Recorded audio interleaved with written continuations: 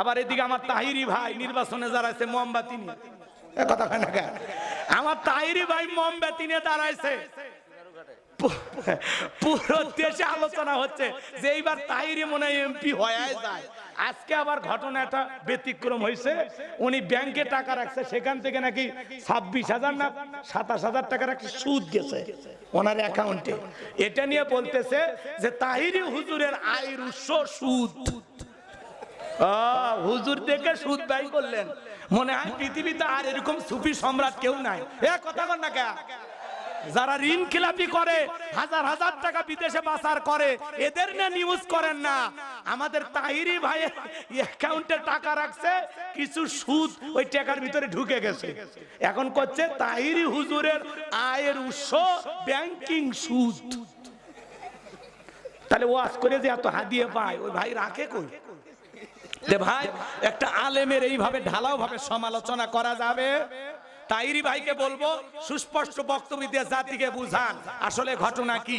অ্যাকাউন্টে টাকা রাখলে অনেক সময় 2-4 হাজার টাকা দেয়, ওগুলো ছেড়ে দেওয়া লাগবে, নেওয়া যাবে না। কথা কন না?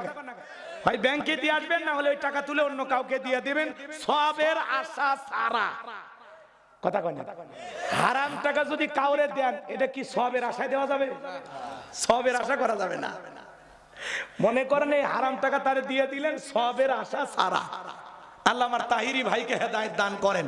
ওনাকে নিয়ে সমালোচনা শুরু হয়েছে, আমার বিশ্বাস আমার তাহিরি ভাই এটা জবাব দিবে।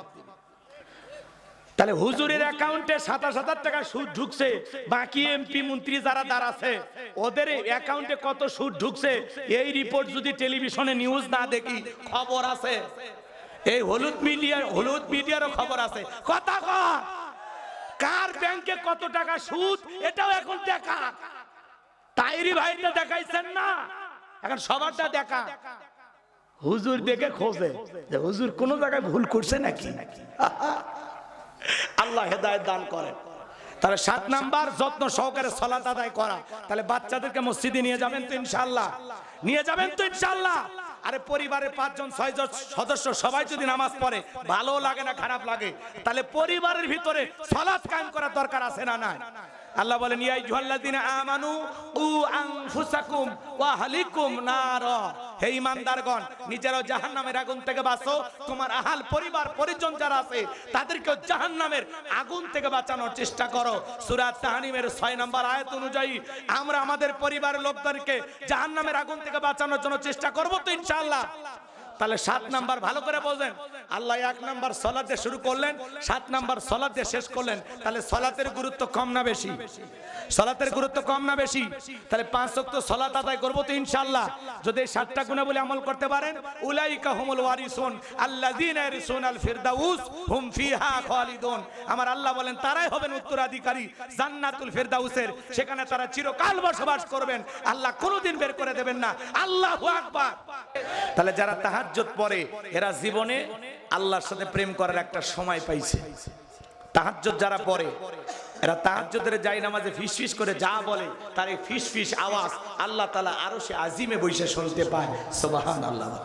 তাহলে কোন বান্দায় যদি আল্লাহর কোন বান্দা যদি সিজদায় গিয়ে ফিসফিস করে যা বলে, ওই ফিসফিস আওয়াজ আমার আল্লাহ আরশে আজিমে বৈশা শুনতে পাই। বলুন সুবহানাল্লাহ। আমার আল্লাহ এমন এক আল্লাহ, পিপিলিকা জমিনের ভিতরে চলাফেরা করে, ওই পিপিলিকার পায়ের আওয়াজ আমার আল্লাহ তাআলা আরশে আজিমে বৈশা শুনতে পায়। বলুন সুবহানাল্লাহ। একটু চিৎকার মেরে বলুন সুবহানাল্লাহ। হে যুবক, তাহলে যারা তাহাজ্জুদের জায়নামাজ আল্লাহর সাথে প্রেম করে এরা হলো খাঁটি প্রেমিক, পৃথিবীর সেরা প্রেমিক। নামাজের মাধ্যমে সিজদার মাধ্যমে আল্লাহর সন্তুষ্টি অর্জনের আশায় রাত্রি জাগরণ করে। কথা বলেন ঠিক কিনা?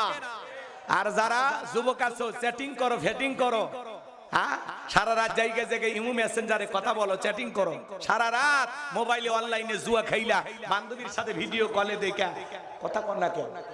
সারা রাত চ্যাটিং ট্যাটিং কইরা ফজরের আজান হয় যখন ওই হাইব্রিড যুবক ঘুমাইতে যায় তখন যুবক এই ঘুম ভাঙলে সকাল না ভাঙলে পরকাল। কথা বলেন ঠিক কিনা? কেমন করে ঘুমাও তুমি ওরে দিনাজপুরের যুবক, কেমন করে ঘুমাও তুমি ফজর করে কাজা? এমন তো হতে পারে ও তোমার জহরে জানাজা, এমন তো হতে পারে ও তোমার জহরে জানাজা। কথা বলে ঠিক কিনা যুবক? এই ঘুম ভাঙলে সকাল না ভাঙলে পরকাল। তোমার মতো কত যুবক ঘুমাইলো আর জাগতে পারলো না। এরকম একটা ঘুম, এরকম একটা দিন তোমারও আসতে পারে, আমারও আসতে পারে। এজন্য আসুন অন্তত শেষ ঘুম ঘুমানোর আগে আমরা যেন ফজর পরে ঘুমাইতে পারি। শেষ ঘুম ঘুমানোর আগে আমরা যেন জহর পরে মালিকের ডাকে সাড়া দিতে পারি। আমি যেন নামাজি হয়ে আল্লাহর ডাকে সাড়া দিতে পারি। 5 ওয়াক্ত সালাত এটা মালিকের বাধ্যতামূলক অর্ডার। নিজেকে মুসলিম দাবি করলে আপনাকে 5 ওয়াক্ত সালাত আদায় করতেই হবে, করতেই হবে, করতেই হবে। আপনি 7 দিন পরে পরে জুমার নামাজ 2 রাকাত পড়েন আর মনে করেন বিরাট বড় পাক্কা মুসলমান। 7 দিন পরে পরে জুমার নামাজ পড়ে যারা লাইফ সাপোর্টে বেঁচে থাকা মুসলমান, তারা যখন তখন ইমাম চলে যেতে পারে। কথা কন? সালাত না পড়ে আপনি পাক্কা ইমানদার দাবি করেন, ভন্ডামি শুরু করছেন আল্লাহর সাথে। না কিসের পাক্কা ইমানদার আপনি? যে নামাজ না পড়ে নিজেকে পাক্কা ইমানদার দাবি করে। আরে বেটা পাক্কা না, তোর ইমান ফাক্কা ফাক্কা। কথা কন? যার সালাত নাই তার ঈমান নাই। বাইনাল আবদি ওয়া বাইনাল কুফরি তারকুস সালাহ। রাসূল আকরাম সাল্লাল্লাহু আলাইহি ওয়াসাল্লাম বলেছেন একজন ঈমানদার আর একজন বেঈমানের মধ্যে পার্থক্যকারী যেই জিনিস তার নাম হলো সালাত। ঈমানদার নামাজ আদায় করে, বেঈমান নামাজ পড়ে না। কথা বলে ঠিক কিনা? আপনি ঈমানদার দাবি করবেন, নামাজ পড়বেন না, তা তো হবে না সোনা। কথা কয় না? এ বাজান আসেন না, কি সুন্দর মুয়াজ্জিন আজান দেয়, তখন আপনি কই থাকেন? চলেন না, শান্তির বাজারের মতো হয়ে যায়। আজান দিলে মসজিদে চলে যায়। দুনিয়ার হাট বাজার, দুনিয়ার ক্ষেত খামার পরে থাক না, আসেন আগে নামাজ আদায় করি, এরপরে না দুনিয়াবি কাজ ব্যবসা বাণিজ্য পরে হবে। কাজকে বলেন আমার নামাজ আছে, কথা বলেন না কেন? ওই যে যুবকেরা ছোট বাচ্চারা গান গাইলে শোনেন না, নামাজকে বলো না কাজ আছে, কাজকে বলো আমার নামাজ আছে। আগে নামাজ এরপরে দুনিয়া, আগে মালিককে ডাকবো তারপরে না দুনিয়া। কথা বলে ঠিক কিনা? তাহলে 5 ওয়াক্ত সালাত আল্লাহকে রাজি খুশি করার জন্য আজ থেকে কারা কারা আদায় করবেন গভীর নিশিতে হাত তুলে দেখান। আল্লাহ আমাদের সবাইকে 5 ওয়াক্ত নামাজি বানায় দেন। চিল্লা বলেন আমিন। আল্লাহ আমার দায়িত্ব ছিল তোমার বান্দাদেরকে বল, আমি বলেছি আল্লাহ তাদের দিল নরম করে দাও, পরিবর্তন করে দাও, কোরআনের নূর দিয়ে অন্তরগুলো আলোকিত করে দাও। আল্লাহ প্রত্যেকটা বান্দাকে তুমি নামাজি হিসেবে কবুল করো, কবুল করো। চিল্লা এখন আমিন। এরপরে মুমিন বান্দার 2 নাম্বার গুনাহবলী, ওয়াল্লাযীনা হুম আনিল লাগবি মুরিদুন। মুমিন বান্দার 2 নাম্বার গুনাহবলী, ওরা তো কথাবার্তা বলা যাবে না, এক জায়গায় বসে 2-3 ঘন্টা গল্প, অমুক খারাপ তমুক খারাপ, এ ভালো না সে ভালো না। মনে হয় গীবত কমিটির সভাপতি সেক্রেটারি বসে গেছে, চায়ের কাপে ঝড় তুলছে। আছে না নাই? আপনি কি মনে করেন জবান দিয়ে যা ইচ্ছে তাই বলবেন না বাজান? আপনার জবানের প্রত্যেকটা কথার হিসাব একদিন আল্লাহর কাছে দেওয়া লাগবে। আমার আল্লাহ বলেন মা ইয়ালফিজু মিন কাউলিন ইল্লা লাদাইহি রাকিবুন আতীদ। বান্দা এমন কোন কথা বলে না যে কথা রেকর্ড করার জন্য আমার ফেরেশতারা নাই। আপনি চায়ের কাপে ঝড় তুলতেছেন, মনে রাখবেন বাজান প্রত্যেকটা কথার হিসাব একদিন আল্লাহর কাছে দেওয়া লাগবে। চা খাইতেছেন আর কোন অমুক খারাপ তমুক খারাপ, অমুকের বউ ভালো না, অমুকের মেয়ে ভালো না। ও চাচা এত পেশাল কে? হ্যাঁ আপনি এত পথের পেশালি কে? চা খাচ্ছেন খান, চুপ থাকে খান, বক বক বক বক বক বক কথা কয় না। আল্লাহ খালি জবান দিছে বক বক করার জন্য না, আল্লাহ জবানের হিসাবও নেবে। কথা বলেন, এই যে মোবাইল রিচার্জ করে কথা বলা লাগে, জবানটা যদি ফেরেশতাদের কাছে টাকা দিয়ে রিচার্জ করা লাগতো তাহলে বুঝতেন কথার দাম কত। এজন্য মুমিন বান্দা অনার্থক কোনো কথা বলবে না, অপ্রয়োজনীয় কোনো কথা বলবে না। মুমিন বান্দা জবান দিয়ে সে কথা বলবে যে কথা বলে সব হয়। প্রয়োজন যতটুকু কথা বলবো ততটুকু, প্রয়োজনের অতিরিক্ত কথা বলা থেকে বিরত থাকেন। মাংসমাতা নাজা, চুপ থাকলেও নাজাত পাবেন, চুপ থাকলে গুনাহ থেকে বেঁচে থাকবেন। মুখ খুলে গীবত হয়ে যাবে, অন্যের সমালোচনা হয়ে যাবে। কথা কথা ঠিক তাহলে জবান দিয়ে যা ইচ্ছে তাই বলা। আগে মহিলা 5-7 জন এক জায়গায় হলে গীবত হইতো, এখন পুরুষেরা 8-10 জন এক জায়গায় হলে গীবত শুরু করে দেয়। মৃত ভাইয়ের গোস্ত খাওয়াকে ভালোবাসেন, এটা কেমন লাগবে? এটা ঘৃণিত কাজ না? এটা খাওয়াকে আপনি পছন্দ মনে করেন, তাহলে গীবত কেন করতেছেন? গীবত করা মানে মৃত ভাইয়ের গোস্ত খাওয়ার সমান। খবরদার, আমরা এই জবান দিয়ে যা ইচ্ছে তাই বলবো। আরে ভাই, অন্য কেনে সমালোচনা কেমনে করবো? আমার নিজের অপরাধের টেনশনে, আমার গুনাহের কথা ভাবতে গিয়ে আমি তো ঘুম ধরে না। আমি অন্য কেনে কখন ভাববো? আমি নিজের সমালোচনা করব, নিজের আত্মসমালোচনা করব, আমার জীবনের ত্রুটিগুলো আমি তালাশ করব। কথা ক্লিয়ার? তাহলে মুমিন বান্দার 2 নাম্বার গুণাবলী, জবান দিয়ে সে কথা বলবে যে কথা বলে সব হয়। মুমিন বান্দার 2 নাম্বার গুণাবলী, মুমিন বান্দা আল্লাহ তাআলা তাকে সম্পদ দিলে, টাকা দিলে কি করবে? মসজিদ বানাবে, মাদ্রাসা বানাবে, ঈদগাহ মাঠ বানাবে, কবরস্থান বানাবে। মুমিনের টাকা হলে মুমিন সিনেমা হল বানাবে না, যাত্রা গানের আয়োজন করবে না, গানের কনসার্ট দেবে না, মদের বাঁধ দেবে না। মুমিনের টাকা হলে মুমিন রাস্তার মোড়ে মোড়ে ভাস্কর্য বানাবে না। বিগত 16 বছরে যারা ক্ষমতায় ছিল, রাস্তার মোড়ে মোড়ে ভাস্কর্য বানাইছিল 4.5 কোটি টাকা, যে দেশের মানুষ খাইতে পারে না। কত অসহায় দরিদ্র মানুষ আছে, ওই টাকাতে যদি মসজিদ মাদ্রাসা বানাইতেন আপনার বাবার নামে, ওই টাকা দান করে যদি গরিব দুঃখী মানুষকে স্বাবলম্বী হওয়ার সুযোগ দিতেন, আপনার বাবা কবরে শুয়ে থেকে সব পাইতো। কথা বলেন ঠিক কিনা? আপনি ভাস্কর্য বানায় কি করলেন? ওই ভাস্কর্যের মাথার উপরে ওইটা মানুষ পেশাব করে দিছে, আপনার বাবার মাথা নিয়ে যা পুকুরে চুবাইছে। কথা বল না, নাম ধরা লাগবি? বোঝেন না? বোঝেন না? 4.5 কোটি টাকা খরচ করছে খালি এই ভাস্কর্যের পেছনে। টাকা কোটি, এ টাকা কার? রাষ্ট্রের টাকা, জনগণের টাকা। কথা কন না কে ভাই? রাগ করছেন? কি লাভ হইছে? রান্না করা ভাত খাওয়া ভাগ্যে জুটেনি, ক্ষমতার চেয়ে রেখে পালিয়ে যাওয়া লাগছে। কথা বলে ঠিক কিনা?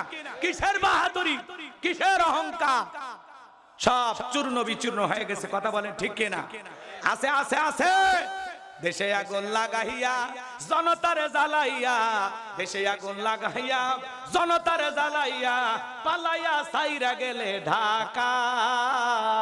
গণভবনটা এখন ফাঁকা আপারে, গণভবনটা এখন ফাঁকা বুবুরে, গণভবনটা এখন। দেশে আগুন লাগাইয়া আলেমদের জ্বালাইয়া, দেশে আগুন লাগাইয়া জনতারে জ্বালাইয়া, পালাইয়া সাইরা গেলে ঢাকা। গণভবনটা এখন ফাঁকা বুবুরে, গণভবনটা এখন ফাঁকা। কথা বলে ঠিক কিনা? রাগ করতেছেন মনে হয় আপনারা? এজন্য বাজান 4.5 কোটি টাকা দিয়ে যারা রাস্তার মোড়ে মোড়ে ভাস্কর্য বানাইছে, প্রত্যেকটা টাকার হিসাব একদিন আল্লাহর কাছে দেওয়া লাগবে। মুসলমানের টাকা হলে মুসলমান ভাস্কর্য বানাবে, মূর্তি বানাবে। এগুলো ইহুদি বেঈমানদের কালচার, এগুলো তাদের সংস্কৃতি, এটা মুসলমান করতে পারে না। মুসলমান মসজিদ বানাবে, মাদ্রাসা বানাবে, রাস্তা ঘাট বানায় দিবে, পুকুরের ঘাট বানায় দিবে, রাস্তার মধ্যে ফলের গাছ লাগায় দিবে। ওই টাকা দিয়ে রাস্তাঘাটে লিখে রাখবে সুবহানাল্লাহ, আলহামদুলিল্লাহ, আল্লাহু আকবার, লা ইলাহা ইল্লাল্লাহ। যত মানুষের নজরে পড়বে তত মানুষ আল্লাহর এই নামগুলো স্মরণ করবে। যে ব্যক্তি লিখে রাখছে সেও সব পাবে, যে তিলাওয়াত করবে সেও সব পাবে। তাহলে মুসলমান মূর্তি বানাবে না, ভাস্কর্য বানাবে না, মুসলমান বানাবে মসজিদ, মাদ্রাসা, ঈদগাহ মাঠ, কবরস্থান। কথা ক্লিয়ার? রাগ করতেছেন মনে হয়? তাহলে মুমিন বান্দার 2 নাম্বার গুণাবলী, যুবক মুমিন বান্দা কান দিয়ে সেইটা শ্রবণ করবে যেটা শুনলে সব হয়। এক কথায় এদিক খেয়াল করেন, কান দিয়ে সেইটা শ্রবণ করা লাগবে যেটা শুনলে সব হয়। যুবক তুমি কানের ভিতরে ইয়ারফোন লাগায় গান শোনো, রূপবানে নাচে কমর দোলাইয়া, আল্লাহর ফেরেশতারা কবর না পিটাবে ঝোলাইয়া ঝোলাইয়া। সিরাজগঞ্জের এক যুবক রেল লাইন পার হয়ে যায়, কানের ভিতরে ইয়ারফোন লাগাইয়া ট্রেনে এসে ধাক্কা মেরে 3 টুকরা করে থুয়ে গেছে। মরার পরে কানের ভিতরে ইয়ারফোন লাগানো ছিল। এখন কবরে যা, ফেরেশতারা তোর জায়গা মতো বাদ্যযন্ত্র বাজাবে। কথা বলেন ঠিক কিনা?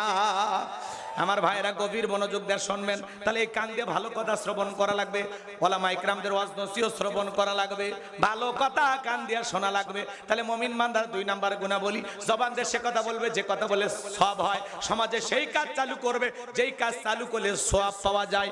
কান দিয়ে সেইটা শ্রবণ করব যেটা শুনলে সব হয়। এক কথায় সওয়াব আছে যেখানে আর গুনাহ আছে যেখানে। মন্দ কথা বলবো না, মন্দ কাজ করব না, মন্দটা শুনবো না, ভালো কথা বলবো, ভালো কাজ করব, ভালোটা শুনবো। 2 নাম্বার ক্লিয়ার। এইবার 3 নাম্বার, যুবক রেডি হয়, এর পরিচা 3 নাম্বার গুণাবলী, ওয়াল্লাযীনা হুম লিয-যাকাতি ফাইলুন। মুমিন বান্দার 3 নাম্বার গুণাবলী, আল্লাহ যদি মুমিন বান্দাকে নেশাব পরিমাণে সম্পদের মালিক বানায় দেয়, মুমিন বান্দাকে আল্লাহ যদি ধনী বানায় দেয়, মুমিন বান্দা সক্রিয়ভাবে হিসাব করে করে বছরে কয় লাখ টাকার কয় হাজার টাকা যাকাত আসবে, কয় কোটি টাকার কয় লাখ টাকা যাকাত আসবে, মুমিন বান্দা হিসাব করে করে বছরে একবার যাকাত দেবে। কার ভয়ে? যাকাত দেওয়া নফল না ফরজ? নামাজ আদায় করা যেমনি ফরজ, যাকাত দেওয়া তেমনি ফরজ। যাকাত আসছে দারিদ্রতা বিমোচন করার জন্য, অভাব মুক্ত সমাজ রাষ্ট্র দেশ করার জন্য। যাকাত আসছে রাস্তার এই পারে 10 তালা এই পারে গাছতলা তার ব্যবধানকে দূর করার জন্য। যাকাত আসছে পথে পড়ে থাকা অসহায় মানুষের অধিকার প্রতিষ্ঠিত করার জন্য। যাকাত আসছে দারিদ্র মুক্ত পৃথিবী গড়ার জন্য। আল্লাহু আকবার বলবেন না? আমাদের অনেক নেতাই বলে আমরা দারিদ্র মুক্ত বাংলাদেশ গড়ব, ক্ষুধা মুক্ত বাংলাদেশ গড়ব। হ্যাঁ বড় ভাই, ছোট ভাই, নেতা ভাই, এটা আপনার স্বপ্ন, কথা সত্য।